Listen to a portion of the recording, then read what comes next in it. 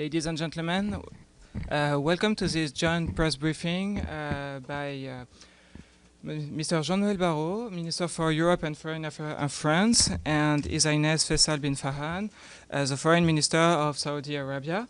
The Minister will deliver opening remarks and then we will take a few questions. Monsieur le Ministre, vous avez la parole. Mesdames et Messieurs, je tiens en premier lieu à remercier mon collègue, Son Altesse Faisal bin Farhan, avec qui nous travaillons depuis des mois maintenant pour l'organisation de cette conférence. Et je le remercie donc pour la qualité du travail mené en commun de la paix et de la sécurité pour tous au Proche et au Moyen-Orient.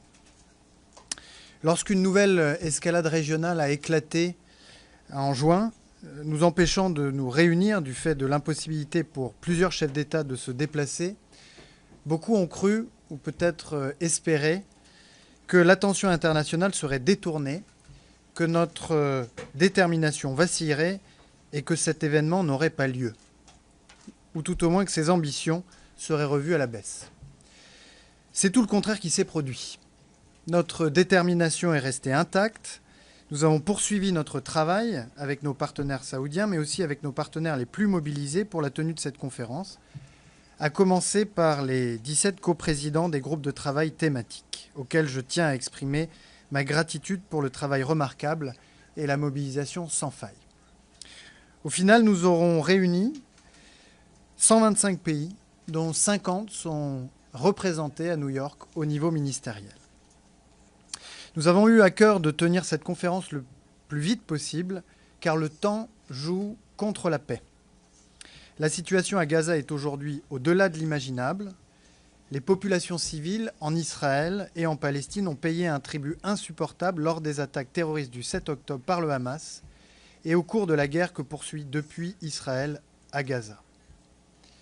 Le calvaire des otages toujours détenus par le Hamas, les images qui nous parviennent chaque jour de civils affamés, bombardés, de femmes et d'enfants pris au piège de la guerre bouleversent chacun d'entre nous comme une atteinte flagrante à notre humanité, aux principes du droit international auxquels nous sommes viscéralement attachés. Nous avons donc voulu, en réunissant la communauté internationale, tracer un horizon politique nécessaire à la conclusion d'un accord de cessez-le-feu, aujourd'hui en discussion sous l'égide des Nations Unies, de l'Égypte et du Qatar. Notre objectif premier était de délivrer un message clair. La paix est possible. Nous voulons construire une alternative à l'état de guerre permanent dans la région, et cette alternative doit passer par la solution à deux États, Israël et Palestine, vivant en paix et en sécurité. C'est la position historique de la France, et c'est la seule voie possible. La dynamique que nous avons créée a d'ores et déjà suscité des engagements historiques, à commencer par celle du président de l'autorité palestinienne Mahmoud Abbas. Par sa lettre du 9 juin, le président Abbas s'est mobilisé résolument en faveur de la paix en condamnant les attaques terroristes du 7 octobre pour la première fois, en appelant à la libération des otages, au désarmement du Hamas et à son exclusion de la gouvernance de Gaza. Il s'est engagé à la lutte contre les discours de haine et de radicalisation, à la rénovation de la gouvernance de l'autorité palestinienne à travers l'organisation d'élections présidentielles et législatives en 2026. Nous tiendrons bien sûr l'autorité palestinienne comptable de ces engagements, qui viennent s'ajouter à ceux de la société civile israélienne, la société civile palestinienne, qui se sont réunis à Paris le 13 juin, dans le cadre de cette démarche que nous avons portée avec l'Arabie saoudite, et qui ont lancé d'une même voix l'appel de Paris à la normalisation des pays arabes et musulmans avec Israël, leur intégration commune dans une architecture régionale de sécurité et à la reconnaissance de l'État de Palestine. C'est à la lumière de ces engagements déjà pris que le président de la République, à travers une lettre remise le 24 juillet par le consul général de France au président de l'autorité palestinienne Mahmoud Abbas, s'est engagé à reconnaître l'État de Palestine à l'occasion de la prochaine Assemblée générale des Nations unies en septembre prochain. Par cette décision, la France réaffirme le droit du peuple palestinien à l'autodétermination face aux faits accomplis sur le terrain, à la catastrophe humanitaire qui plonge tout un peuple dans la détresse et le menace d'effacement.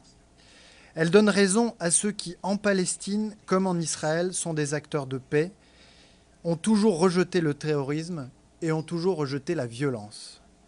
Elle donne tort au Hamas, qui a toujours combattu la solution à 2 États et ne reconnaît pas le droit d'Israël à exister. En retour de cette décision capitale de la France, des engagements historiques seront pris, seront cristallisés aujourd'hui et demain à New York. Et je voudrais en citer 3 en particulier. De la part des pays représentés lors de cette conférence qui adopteront une vision commune de l'après-guerre à Gaza, fondée sur une mission internationale de stabilisation. De la part, deuxièmement, de l'Arabie saoudite et des pays arabes et musulmans qui, pour la première fois, vont condamner le terrorisme, les actes terroristes du 7 octobre, appeler au désarmement du Hamas, exprimer leur aspiration, le moment venu, à des relations normalisées avec Israël et à une intégration régionale sur le modèle de l'ASEAN ou de l'OSCE. Et puis de la part, troisièmement, des pays occidentaux qui vont exprimer leur volonté de reconnaître l'État de Palestine et apporter ainsi leur pierre à l'édifice de la paix. Cette conférence est donc une étape décisive. Une étape décisive sur le chemin qui mène, bien sûr, jusqu'à l'émergence de cette solution à 2 États, qui mène jusqu'à l'Assemblée générale des Nations unies au mois de septembre, au cours de laquelle la France formalisera, par la voix du président de la République, sa décision de reconnaissance, et où nous comptons sur la mobilisation collective qui devra se poursuivre avant qu'il ne soit trop tard.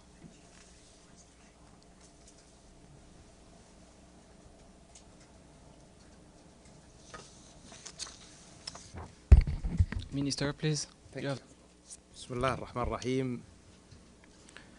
إن استئناف انعقاد المؤتمر الدولي رفيع المستوى حول التسوية السلمية وتنفيذ حل الدولتين يعكس توافقا دوليا واسعا على أن السبيل الوحيد لوضع حد لهذا الصراع الممتد وإنهاء دوامة العنف والمعاناة هو التنفيذ الفعلي لحل الدولتين على أساس قرارات الأمم المتحدة ومبادرة السلام العربية ومبدأ الأرض مقابل السلام. إن المملكة العربية السعودية بالتعاون مع الجمهورية الفرنسية وجميع شركائنا عازمون على تحويل هذا التوافق الدولي إلى واقع ملموس، فقد آن الأوان لإنهاء هذا الصراع وتجسيد الدولة الفلسطينية وتحقيق سلام عادل وشامل يحفظ السيادة والأمن لجميع شعوب المنطقة.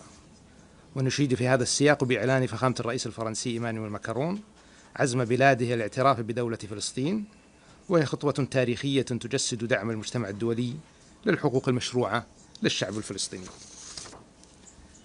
إن السلام بين إسرائيل وفلسطين هو مدخل أساسي لتحقيق سلام إقليمي شامل ينعم فيه الجميع بالأمان، ويفتح آفاق التعاون والتكامل وتحقيق الازدهار المشترك. وتنعقد اجتماعاتنا في لحظة حرجة ومأساة المجاعة حاضرة أمامنا، والانتهاكات الجسيمة والتجويع ومحاولات التهجير القسري مستمرة، وغيرها من الإجراءات الأحادية التي تقوض حل الدولتين، وعلى رأسها التوسع الاستيطاني والتهجير القسري ومحاولة الضم. يجب أن تنتهي الحرب في غزة فورا. وفي هذا السياق نجدد دعمنا الكامل للجهود المصرية والقطرية والأمريكية لإعادة تفعيل اتفاق وقف إطلاق النار، بما يشمل الإفراج عن جميع الرهائن وانسحاب القوات الإسرائيلية وضمان وصول المساعدات الإنسانية بلا قيود. كما نعبر عن رفضنا القاطع لأي محاولات لفصل غزة عن بقية الأراضي الفلسطينية أو احتلالها أو حصارها أو تهجير سكانها تحت أي مسوغ أو مبرر. ونثمن عاليا خطاب فخامة الرئيس محمود عباس بتاريخ 9 يونيو، والذي تضمن الالتزام بالسلام كخيار استراتيجي والعمل على تمكين الشعب الفلسطيني من نيل حقوقه المشروعة عبر الوسائل السلمية والقيام بجميع الإصلاحات اللازمة في هذا الشأن. كما نعبر عن التزامنا بدعم جهود السلطة الفلسطينية في الإصلاح والحكم الرشيد والعمل المشترك مع المجتمع الدولي لدعم جهود إعادة إعمار غزة وفقا للخطة العربية الإسلامية التي نالت تأييدا دوليا واسعا.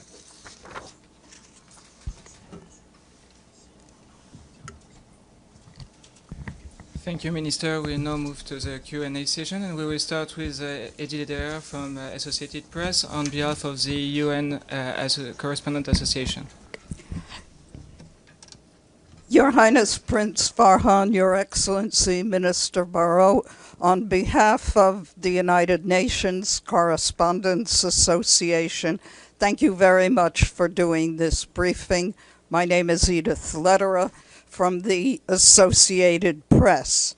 A couple of questions. Should the international community put sanctions or use any other pressure tactics against Israel to accept the concept of a two-state solution?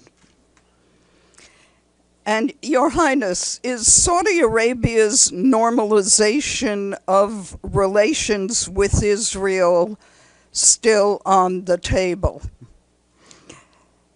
And for both of you, do you see any change in the stance of President Donald Trump in trying to end the Gaza war and achieve a two-state solution?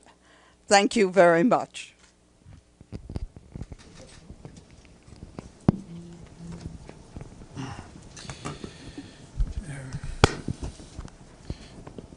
Si nous avons voulu, avec son Excellence le prince Faisal, organiser une conférence coprésidée par la France et l'Arabie saoudite sur la solution à deux États, c'est parce que nous considérons qu'elle est aujourd'hui plus menacée que jamais, ou en tout cas plus menacée que depuis les accords d'Oslo il y a un peu plus de 30 ans.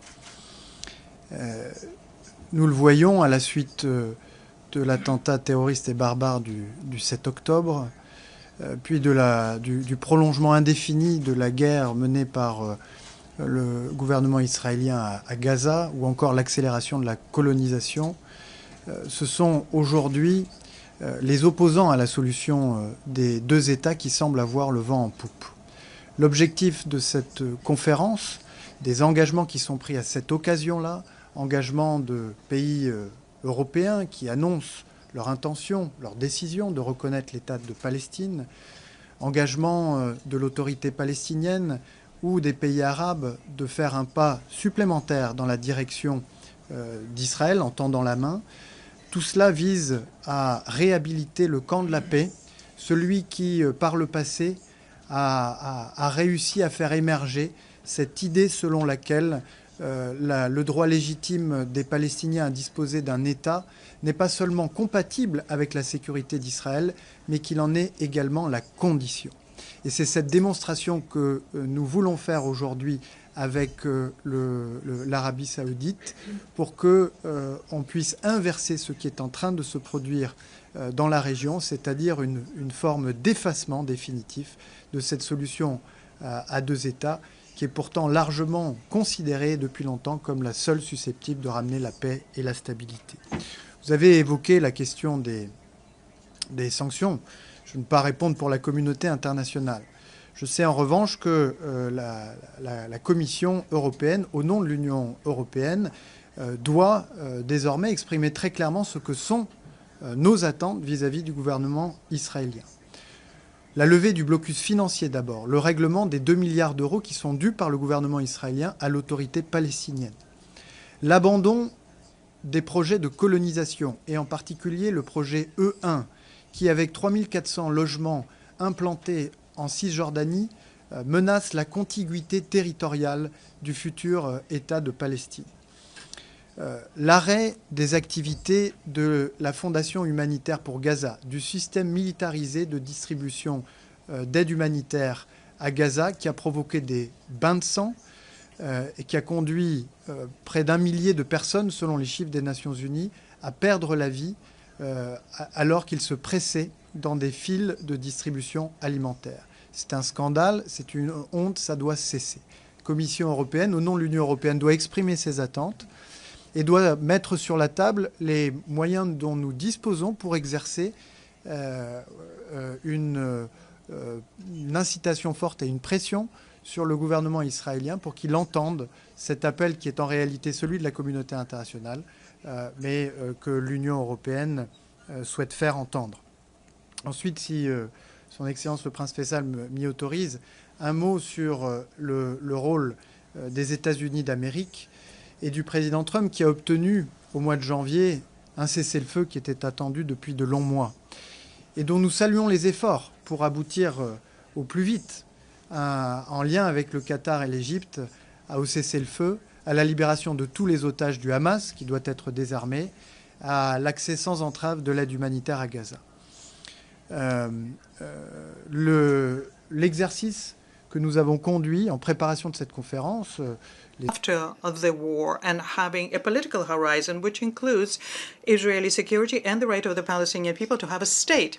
We have heard reservations that have been expressed in the United States as regards our initiative. We are of the opposite opinion. We think it's very compatible with the steps undertaken by President Trump during his first term in the Abrahams Accords, for example. And the collective logic that we have launched cannot be stopped. It's shown here at the conference. And this will allow us, in due time, to facilitate the work that is being done by the U.S. administration when it will once again to return to the logic of the Abraham Accords.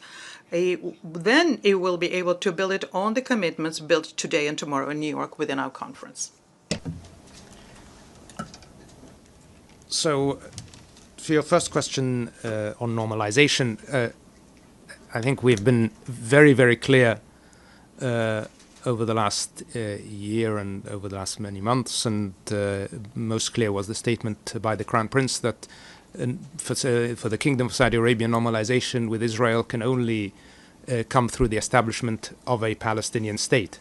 That position remains the same, and it is based on a strong conviction that only through the establishment of a Palestinian state and only through addressing the legitimate rights of the Palestinian people to self-determination can we have sustainable peace and real integration in the region. So we continue to have that position. We continue to call for moving in that direction. And I think our hope through this conference and other initiatives where it has become clear that international consensus is very much in line with that belief, that can be a catalyst for a real conversation about peace in the region and can actually accelerate the process towards regional integration. But again, that is contingent on achieving a Palestinian state. I would echo on the second question what my colleague, the Foreign Minister of France, has said. The US is an essential actor, and is certainly an essential actor in what concerns peace in the Middle East.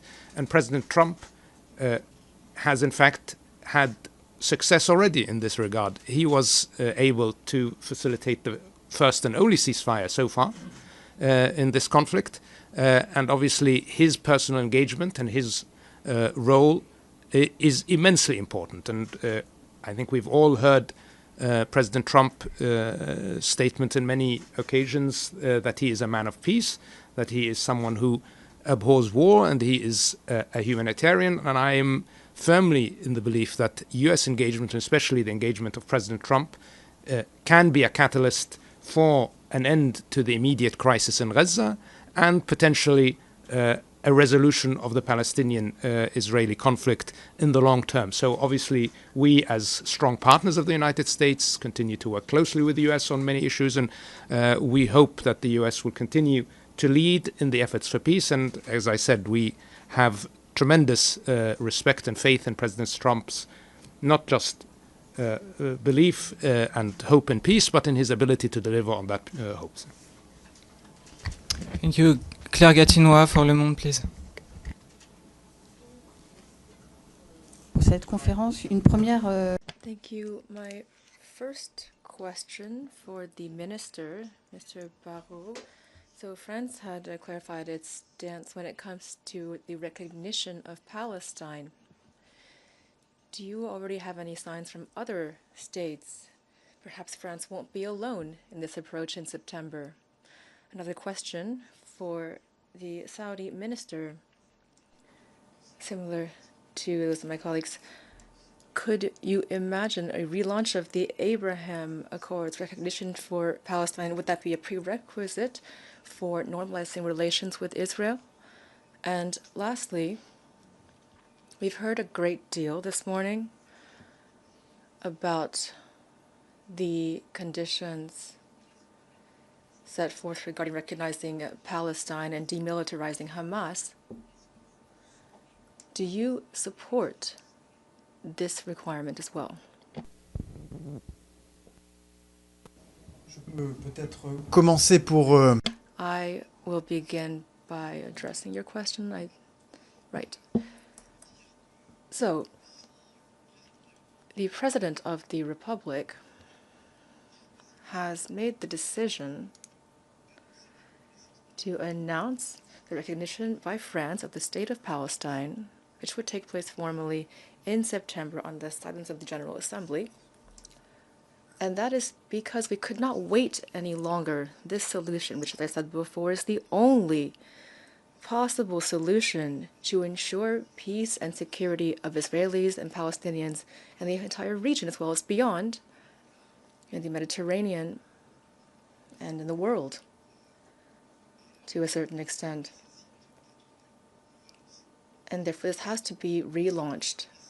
That is why it is so significant that France, the first country in G7 to do so, has taken this step in coordination with Saudi Arabia, which is a major power in the Middle East, so that through this initiative, new commitments can be made and new momentum can begin. A number of European countries, Western countries, have already in the past expressed their intentions to recognize the State of Palestine at some point in the process leading up to this two-state solution. Some of them have already hinted at the fact that they might follow France's example, and that in September we would have discussions over the course of 2 days. And the goal of those 2 days of discussions is to convince our colleagues who are still on the fence that the best time to contribute to this process would be the early stages. And so it is the time now for France and other countries to reject fatalism and to make a decision accompanied by commitments made by the Palestinian Authority and Arab countries for the security of Israel to prevent the worst from happening. My French is too poor, so I will answer in English. So on the first question, I think I can just reiterate the answer I gave to your colleague earlier, that for the kingdom, recognition is very much tied to the establishment of the Palestinian state, and we certainly hope that the clear consensus shown today, and which will be shown tomorrow as well, and the clear momentum towards establishing that Palestinian state can open the conversation about normalization, but it can only open, first, if the conflict in Gaza ends, if the suffering of the people of Gaza is alleviated, because there's no reason even, or no credibility to have a conversation about normalization with with constant death and suffering and destruction in Gaza.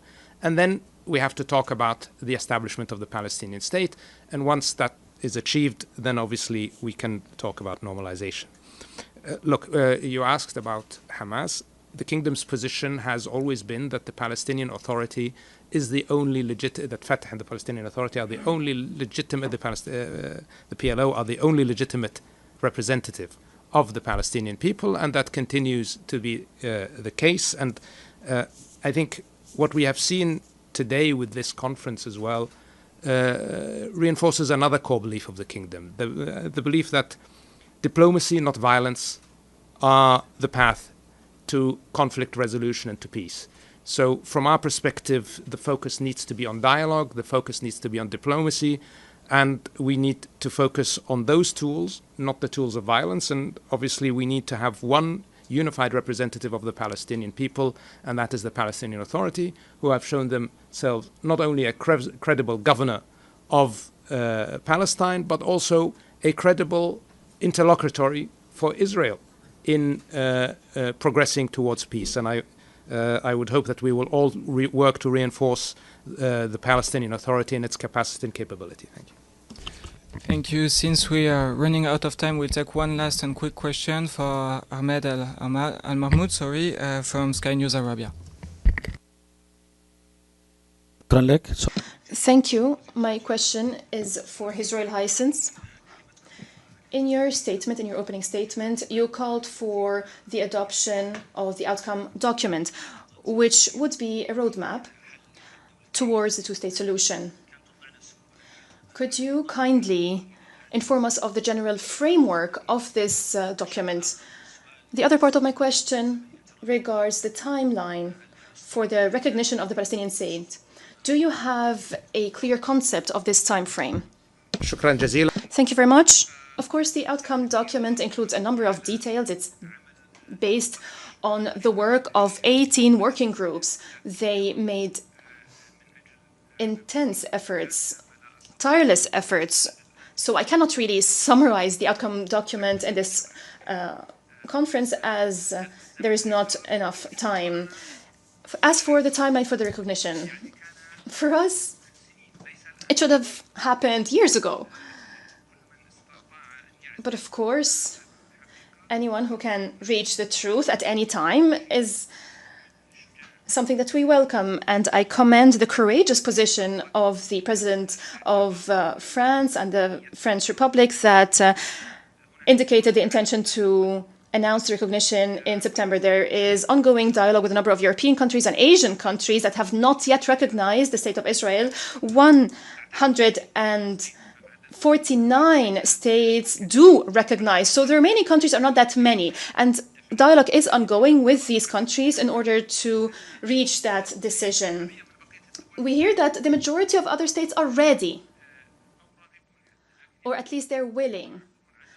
But they are waiting for the right time, according to them. What we say to them is that the right time is now. We should not link the recognition of the State of Palestine to the Israeli veto.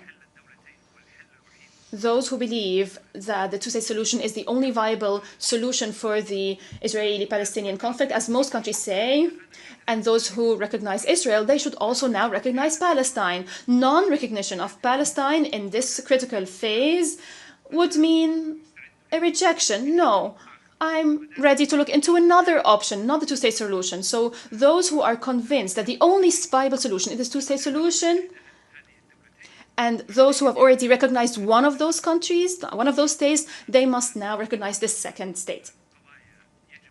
Of course, there are certain issues that will be settled, that should be settled through negotiation between the State of Palestine and the State of Israel, and this is known to all. But this is not really a reason not to recognize the Palestinian state. This recognize enhances the capacity of the State of Palestine to negotiate with Israel.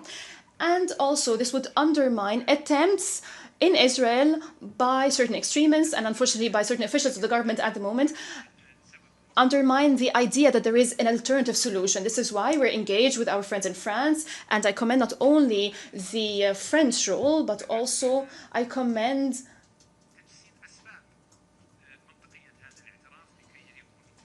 working on putting forward the arguments behind this recognition so other countries can follow suit. Your Highness, thank you very much, Monsieur le Ministre. Merci beaucoup. We wish you a very good day. The press conference is over. Thank you very much.